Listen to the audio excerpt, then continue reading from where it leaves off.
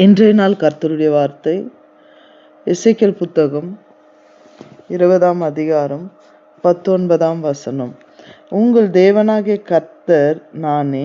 நீங்கள் என் கட்டளைகளின் நடந்து என் நியமங்களை கைக்கொண்டு அவைகளின்படியே செய்து என் ஓய்வு நாட்களை பரிசுத்தமாக்குங்கள்.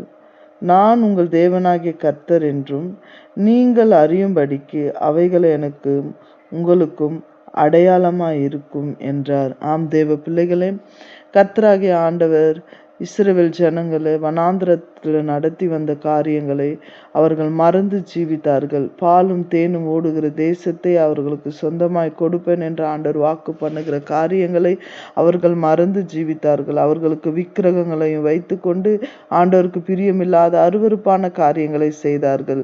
அப்பொழுது இந்த இடத்துல சொல்லப்படுகிறது, உங்கள் முற்பிதாக்களைப் போல பிள்ளைகளே நீங்கள் செய்யாமல் எனக்கு என்னுடைய கட்டளைகளையும் என்னுடைய நியமங்களையும் நீங்கள் கை கொள்ளுங்க, அப்பொழுது நீங்க ஆசீர்வதிக்கப்பட்டிருப்பீங்க என்று சொல்லி இஸ்ரவேல் ஜனங்களுக்கு சொல்லுகிறதை பார்க்கிறோம். இந்த நாளில இந்த வார்த்தை நமக்கு என்னவா இருக்கிறது நாம் தியானிக்க வேண்டும். ஆண்டவரை நம்பி இருக்கிறவர்கள், ஆண்டவரை சொந்த இரட்சகராய் ஏற்றுக்கொண்டவர்கள், அவர் இரத்தத்தினால் கழுவப்பட்டவர்கள், ரட்சிப்பை பெற்றுக்கொண்ட நாம் ஆண்டவருடைய காரியத்தில் எப்பொழுதும் உண்மை உள்ளவர்களாய் இருக்க வேண்டும். நம்மளுடைய குடும்பத்தாரும் அப்படித்தான் இருக்க வேண்டும். கர்த்தருக்கு விரோதமான பாவங்களோ சிந்தனைகளோ நம்மளுக்குள்ள ஆட்கொள்ளாதபடி ஆண்டவருடைய கற்பனைகளும் நியமங்களையும் நாம கை கொள்ளுகிறவர்களாக இருக்க வேண்டும். ஆண்டவருடைய கட்டளைகளை நாம கை கொள்ளுகிறவர்களாக இருக்க வேண்டும். கர்த்தராகிய இயேசு கிறிஸ்து இந்த அதிகாரத்தில் நம்மளிடத்தில் எதிர்பார்க்கிறது என்னவென்றால், அவருடைய பரிசுத்த நாளாகிய ஓய்வு நாளை நாம் அனுசரித்து வாரம் தோறும் ஆலயத்திற்கு போவதையும் ஜெபிப்பதையும் அவர் சித்தத்தை செய்வதையுமே அவர் பெரிதான ஒரு அடையாளமாய் வைத்திருக்கிறார்.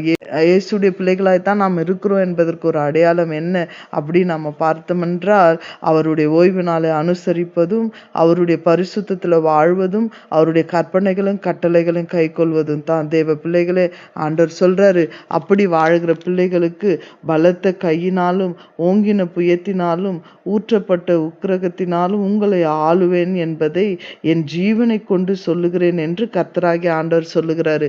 அவருக்கு நம்ம அப்படி நடந்தோம் என்றால், நம்ம வாழ்ந்தோம் என்றால், அவருடைய பலத்த கைக்குள்ள நம்மளை வைத்து கொண்டு நம்மளுடைய குடும்பத்தினுடைய சூழ்நிலைகளை அவர் மாற்றி ஒவ்வொரு நாளும் பாலும் தேனும் ஓடுகிற அந்த தேசத்திற்குள்ள, அதாவது பாலும் தேனுன்றது சமாதானம், சந்தோஷம், செழிப்பு, ஆசீர்வாதம், அது உங்களுக்குள்ள நிலைத்திருக்கூட்டம்.